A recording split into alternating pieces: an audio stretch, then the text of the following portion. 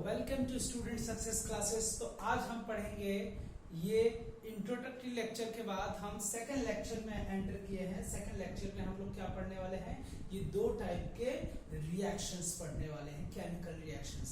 इसी दो टाइप के केमिकल रिएक्शंस के बाद हर एक वीडियो में दो दो तीन तीन या फिर सिंगल भी ले सकते हैं, लेकिन मेरे हिसाब से मुझे लगता है दो दो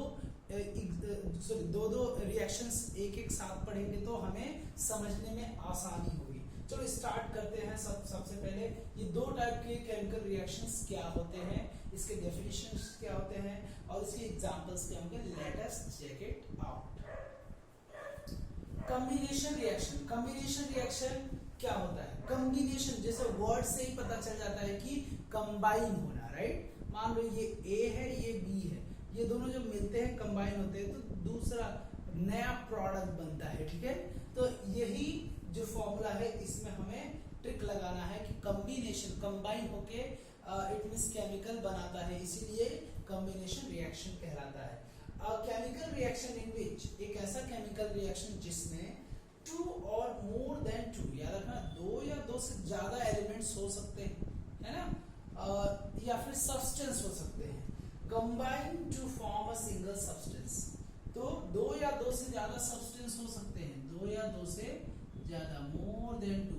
तो ये सिंगल सब्सटेंस बनाएंगे। एक चीज याद रखना, इसमें सिंगल सब्सटेंस याद रखना, ये वर्ड में यूज किया, single substance is called combination reaction. एक बार फिर से, chemical reaction in which two or more than two substances combine to form a single substance is called combination reaction। जैसे कि यहाँ पे एग्जांपल है कि ये भी आप लिखना, जब भी अगर क्वेश्चन पूछा जाए कि कॉम्बिनेशन रिएक्शन क्या है, डेफिनेशन, फिर ये जरूर लिखना। ये तरीका सामने वाले को आप समझा पाओ। A प्लस बी मतलब कि दो अलग अलग सब्सटेंस हो गए, दोनों मिले तो ये नया प्रोडक्ट बन गए, इसको बोलेंगे रिएक्टेंट, इसको बोलेंगे प्रोडक्ट बोलेंगे, ठीक है। चलो आगे बढ़ते हैं, इसका एग्जांपल्स देख लेते हैं। कार्बन, मैं साथ में लिखते भी जाता हूं क्योंकि देखूंगा तो बेहतर पड़ेगा। ये वर्ब कार्बन या फिर कोल बोल सकते हो, क्या कोल। जब ये जलता है ना, ऑक्सीजन के प्रेजेंस में, तो कार्बन डाइऑक्साइड गैस बना लेता है, कार्बन डाइऑक्साइड गैस हो जाता है, ठीक है। और ये गैसेस स्टेट में है तो जी लिख देंगे, है ना। ये सॉलिड स्टेट में है और ये गैसेस स्टेट में। स्टेट लिखना जरूर है, याद रखना। स्टेट का मतलब कि ये जो एलिमेंट है ये अपने नेचुरल किस स्टेट में है। नेचुरली ये कार्बन सॉलिड स्टेट में होता है यानी कोयला, और ये जो ऑक्सीजन ये तो हवा में तैरता है, मींस ये गैसेस स्टेट में होता है। और जो बना प्रोडक्ट वो कार्बन डाइऑक्साइड गैस एक गैस है, ठीक है, गैसेस स्टेट में रहता है। चलो ये हो गया combination reaction A B A B, समझ आ रहा है ना, बहुत इजी है, बहुत सारे एग्जांपल्स हैं। H2 plus Cl2 dihydrogen gas और क्लोरीन गैस, ये दोनों मिलते हैं तो एसिड बनता है, HCl एसिड बनता है। तो हाइड्रोजन गैस, ठीक है, हाइड्रोजन गैस, ठीक है, डाइहाइड्रोजन गैस में हाइड्रोजन गैस, ठीक है। और क्लोराइड CHLORIN, क्लोरीन, है ना। Chlorine, hydrogen gas and chlorine gas, ये दोनों जब मिलते हैं तो क्या बनता है, हाइड्रोक्लोरिक एसिड। इसका नाम क्या है, हाइड्रोक्लोरिक एसिड, ठीक है। ये हुआ तुम्हारा एक्वस सॉल्यूशन बन गया, एक्वस सॉल्यूशन एक्वस सॉल्यूशन का मतलब कि ऐसे सॉल्यूशन जो लिक्विड स्टेट में है, ठीक है, उसे हम एक्वस सॉल्यूशन बोलते हैं, ठीक है। और ये रहा गैसेस स्टेट में तो जी, ये भी रहा गैसेस स्टेट में तो जी। नेक्स्ट, सल्फर जब बर्न होता है तो सल्फर डाइऑक्साइड गैस देता है, यानी सल्फर सॉलिड होता है, नॉन मेटल होता है, और ऑक्सीजन ये गैसेस स्टेट में होता है और ये भी गैस होता है, ठीक है। तो सल्फर SULPHUR सल्फर, और ये ऑक्सीजन तो पता है, लिख लोगे, सल्फर डाइऑक्साइड गैस। ये क्या हो गया, सल्फर डाइऑक्साइड गैस, ठीक है ना। फिर उसके बाद डाइहाइड्रोजन गैस जब नाइट्रोजन से मिलता है तो ये अमोनिया गैस बना देता है, ठीक है। ये सब के सब क्या गैस है, ये भी गैस है, ये भी गैस है, ये भी गैस है। स्टेट में स्टेट याद रखना, स्टेट 3 होते हैं, सॉलिड, लिक्विड एंड गैस। ये 3 स्टेट में से आपको ध्यान देना है, गैस गैस, और ये प्रोडक्ट जो बना वो भी गैस है। इसका नाम हाइड्रोजन गैस, नाइट्रोजन गैस, तो मिलके क्या बना लिए, अमोनिया बना लिए। क्या, अमोनिया गैस, अमोनिया, ठीक है। चलो आगे, कैल्शियम ऑक्साइड, इसको क्विक लाइम भी बोलते हैं, याद रखना। क्या बोलते हैं, इसका दूसरा नाम है क्विक लाइम। क्या नाम है, quick lime, QUICK, quick lime, quick lime भी बोला जाता है, अदर नेम, ठीक है। कैल्शियम ऑक्साइड है, लेकिन अदर नेम क्या है, जनरल नेम क्विक लाइम, और केमिकल नेम क्या है, कैल्शियम ऑक्साइड है। कैल्शियम ऑक्साइड जब कार्बन डाइऑक्साइड के साथ रिएक्शन करता है तो कैल्शियम कार्बोनेट ये बन जाता है कंपाउंड, तो A+B बन गया है AB, ठीक है। कैल्शियम ऑक्साइड लिख लो, कैल्शियम ऑक्साइड, ठीक है। ये होता है सॉलिड, और ये है गैस, गैसेस स्टेट में, तो carbon dioxide, carbon dioxide gas, oxide gas, ठीक है। फिर उसके बाद कैल्शियम कार्बोनेट बन गया, कैल्शियम एक, ये सॉलिड होता है, कैल्शियम कार्बोनेट,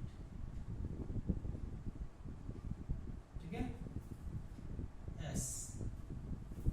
तो हमेशा रखना, उसके नीचे राइट साइड में क्या लिखना, इसको स्टेट लिखते जाना। डाइहाइड्रोजन गैस ऑक्सीजन से मिलता है तो क्या बनता है, बनाता है वाटर, इसको बोलते हैं combustion of dihydrogen gas. Dihydrogen gas को हम फ्यूचर फ्यूल भी बोलते हैं। क्या होते हैं, फ्यूचर फ्यूल। क्यों बोलते हैं, क्योंकि फ्यूचर में हमारे पास जो नेचुरल रिसोर्सेज है वो खत्म हो जाएंगे, बचेगा हमारे पास समंदर का पानी। उस पानी से हाइड्रोजन को हम निकाल के फ्यूल बना सकते हैं, है ना, बहुत सारे काम ला सकते हैं, अभी भी काम आते हैं। लेकिन ये प्रोसेसिंग, हाइड्रोजन को निकालना वाटर में से बहुत लंबा प्रोसेस है, महंगा प्रोसेस, इसीलिए रिसर्च हो रहा है इसके ऊपर। तो हाइड्रोजन जब ऑक्सीजन के प्रेजेंस में बर्न होता है तो वाटर बन जाता है। भाई क्यों इसे फ्यूचर फ्यूल कहा गया है हाइड्रोजन को, क्योंकि जब ये जलेगा तो क्या बनेगा, CO2 नहीं बनेगा, कार्बन डाइऑक्साइड गैस नहीं बनेगा, बनेगा वाटर। तो ये तो अच्छी बात है, जब कोई फ्यूल जला तो पानी बन जाए, अब इससे बड़ी क्या चीज हो सकती है, ये तो बहुत अच्छी चीज है। ग्रीन फ्यूल भी इसको बोलते हैं, फ्यूचर फ्यूल भी बोल सकते हैं, H2+O2, और ये बन गया वाटर, ठीक है। चलो अब डीकंपोजिशन देखते हैं। कंपोजिशन, कॉम्बिनेशन रिएक्शन बहुत, इसको एडिशन रिएक्शन भी कह सकते हो, कॉम्बिनेशन रिएक्शन। चलो डीकंपोजिशन रिएक्शन क्या है, डीकंपोजिशन रिएक्शन एक ऐसा रिएक्शन है जिसमें, डीकंपोजिशन एक ऐसा रिएक्शन है जिसमें एलिमेंट्स क्या, सॉरी कंपाउंड क्या होता है, ब्रेक डाउन हो जाता है। कंपाउंड क्या हो जाता है, ब्रेक डाउन हो जाता है। जैसे कि AB ब्रेक डाउन हुआ, A+B में ब्रेक डाउन हो गया। और decomposition of substance can be done, ये जो ब्रेक डाउन हो रहा है ना, ये कोई भी 3 तरीके से हो सकता है, या फिर लाइट की वजह से हुआ हो, या फिर हीट की वजह से हो सकता है, या फिर इलेक्ट्रिसिटी। ऐसा नहीं कि एक ही कंपाउंड में तीनों तरीके से हो सकता है, ऐसा नहीं पॉसिबल है, ठीक है। कुछ ऐसे कंपाउंड्स होते हैं जो लाइट के प्रेजेंस में ब्रेक डाउन हो जाते हैं, तो थर्मल डीकंपोजिशन, सॉरी लाइट के प्रेजेंस में होते हैं तो उसको फोटोलिटिक डीकंपोजिशन बोलेंगे। अगर कुछ कंपाउंड ऐसे होते हैं जो हीट देने पर टूट जाते हैं, हीट देते ही 2 या 2 से ज्यादा पार्ट में ब्रेक डाउन हो जाते हैं, प्रोडक्ट में टूट जाते हैं, तो उसे हम थर्मल डीकंपोजिशन बोलेंगे। अगर कुछ ऐसे कंपाउंड्स होते हैं जिसमें इलेक्ट्रिसिटी देने पर वो ब्रेक डाउन हो जाते हैं, तो वो इलेक्ट्रोलाइटिक डीकंपोजिशन या फिर इलेक्ट्रोलाइसिस भी कहा जाता है। तो तीनों का हम लोग एग्जांपल देख लेते हैं। जैसे सिल्वर ब्रोमाइड, ये सनलाइट के प्रेजेंस में आते ही ये अपने आप को क्या कर लेता है, ब्रेक डाउन कर लेता है, यानी डीकंपोज हो जाता है, ब्रेक हो जाता है। तो ये सिल्वर और ब्रोमाइड गैस में कन्वर्ट हो जाता है। Silver bromide, silver bromide, silver bromide, ठीक है, ये सॉलिड होता है। फिर ये सॉलिड है, सिल्वर, SiLver, सिल्वर, ये लाइट के प्रेजेंस में टूटा है। इसका मतलब किस टाइप का ये डीकंपोजिशन है, फोटोलिटिक डीकंपोजिशन भी इसे बोलते हैं। फिर ये ब्रोमीन गैस है, ठीक है, ब्रोमीन गैस, ठीक है, ब्रोमीन एक गैस है, तो गैस के स्टेट में आ जाता है। फिर उसके बाद नेक्स्ट देखते हैं कैल्शियम कार्बोनेट। कैल्शियम कार्बोनेट को चूना पत्थर भी बोलते हैं। या फिर संगमरमर भी बोलते हैं, जिसको मार्बल भी बोल सकते हैं। चॉक का भी फॉर्मूला यही है, चॉक का फॉर्मूला से यही है, मार्बल का भी फॉर्मूला यही है। फिर उसके बाद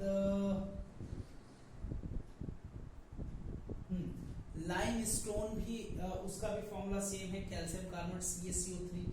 याद रखना ये काफी इंपॉर्टेंट कंपाउंड है, ये बोर्ड एग्जाम में पूछा भी जाता है, बोर्ड एग्जाम में नहीं स्कूल में भी पूछा जाता है। तो कैल्शियम कार्बोनेट को अगर मैं हीट करता हूँ, ये टूट जाता है दो पार्ट में, है ना, ब्रेक डाउन हो जाता है यानी डिकम्पोज हो जाता है। जैसे कैल्शियम ऑक्साइड और कार्बन डाइऑक्साइड गैस बनके बाहर ऊपर निकल जाता है, ठीक है, और ये सॉलिड के स्टेट में यहाँ पे ब्रेक डाउन हो जाता है। तो यहाँ पे हम लोग देख लेते हैं, यहाँ पे हम लोग देखेंगे कैल्शियम कार्बोनेट, क्या देखेंगे, कैल्शियम कार्बोनेट, कैल्शियम कार्बोनेट को मैंने हीट किया तो ये कैल्शियम ऑक्साइड बन गया, कैल्शियम ऑक्साइड बन गया। कैल्शियम ऑक्साइड को हम दूसरा नाम क्या देते हैं, क्विक लाइम भी बोलते हैं। क्या बोलते हैं, क्विक लाइम, क्विक लाइम भी ये अदर नेम है, याद रखना। ये अगर कैल्शियम ऑक्साइड बोर्ड एग्जाम में नहीं दिया है तो पूछेगा क्विक लाइम को फॉर्मूला बता दो, तो आपको याद रखना है कैल्शियम ऑक्साइड। मार्बल का तो CaCO3, चॉक का तो CaCO3, फिर उसके बाद लाइमस्टोन का तो CaCO3, फिर ये carbon dioxide gas, carbon dioxide gas, ठीक है। और फिर तीसरा है इलेक्ट्रिसिटी की प्रेजेंस में, जब इलेक्ट्रिसिटी का करंट देते हैं, करंट देने से अगर कोई कंपाउंड ब्रेक डाउन होता है, डिकम्पोज होता है, उसे हम इलेक्ट्रोलाइटिक डिकम्पोजिशन बोलते हैं। जैसे कि वाटर है ना, वाटर में हमने क्या किया, इलेक्ट्रिक करंट दिया, इलेक्ट्रिक करंट दिया तो यहाँ पे हाइड्रोजन अलग गैस में कन्वर्ट हो गया और ऑक्सीजन भी गैस में कन्वर्ट हो गया, यानी ये ब्रेक डाउन हो गया, वाटर दो पार्ट में ब्रेक डाउन हो गया। ए भी ब्रेक डाउन होगा A+B में, तो ये डिकम्पोजिशन हुआ। तो इलेक्ट्रिसिटी की वजह से हो रहा है, इसीलिए इसे इलेक्ट्रोलाइटिक डिकम्पोजिशन भी कहेंगे, ठीक है। तो यहाँ पे H2O वाटर लिख सकते हो, लिक्विड स्टेट में होता है, तो वाटर ये ब्रेक डाउन होता है किसमें, डाइहाइड्रोजन गैस, हाइड्रोजन गैस में कन्वर्ट हो जाता है, और ऑक्सीजन गैस, ऑक्साइड गैस, है ना, ऑक्साइड गैस के रूप में कन्वर्ट हो जाता है। तो हमने देखा combination reaction and decomposition reaction. Question इसमें बोर्ड एग्जाम में कैसे पूछेगा आपको कि explain that combination reaction is opposite of decomposition reaction. मतलब कि कॉम्बिनेशन रिएक्शन किसका उल्टा है, डीकंपोजिशन, या फिर इसी को उलट देगा, decomposition reaction is opposite of combination reaction. करके देख लो, ये देखो जुड़ रहा है ना, जुड़ गया, अब इसको उल्टा कर दो, अब ये ब्रेक डाउन होगा तो ये कुछ ऐसे बन जाएगा, तो उल्टा हुआ ना, तो ये किसका उल्टा है, ये डीकंपोजिशन का उल्टा है ना। और ये बताओ ये किसका उल्टा है, ये है एडिशन यानी कॉम्बिनेशन रिएक्शन का उल्टा है। कॉम्बिनेशन रिएक्शन में जुड़ गया है ना, और इसमें टूट गया, तो उल्टा दिख रहा है ना।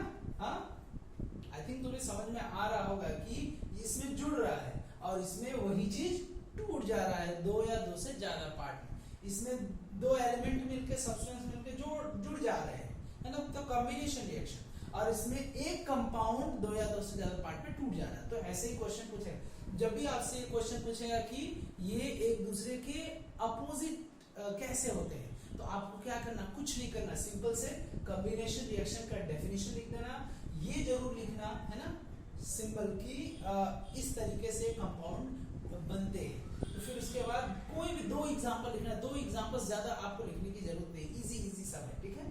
फिर डिकम्पोजिशन का भी डेफिनेशन लेना, और ये बता देना कि इस फॉर्मेट में ये काम करता है, और इसका तीनों एग्जांपल या फिर एक एग्जांपल या फिर दो एग्जांपल बताओगे तभी भी चलेगा, ये तुम्हें स्पेसिफिक करने की जरूरत नहीं है, ठीक है। ये तो मैंने बताया कि ये तीन तरीके से ब्रेक डाउन हो सकते हैं, कोई भी दो लिख सकते हो, एक भी लिखोगे तभी भी चलेगा, है ना। जब भी ऐसे क्वेश्चन पूछे तो दोनों का डेफिनेशन, दोनों का दो एग्जांपल। अब ये हो गया आपका कॉम्बिनेशन एंड डीकंपोजिशन रिएक्शन। तो आपको वीडियो कैसा लगा, आपको ये दोनों combination reaction and decomposition reaction समझ में आया तो don't be confuse, please hit the like button को हिट करो, और जिससे कि हमारा हौसला बढ़े। और इफ यू आर न्यू, अगर आप नए हो तो हमारे चैनल को सब्सक्राइब करना ना भूलें और don't forget to hit the bell icon, जिससे कि आपको लेटेस्ट वीडियो के अपडेट्स मिलते रहे। That is all, thank you, bye bye, see you.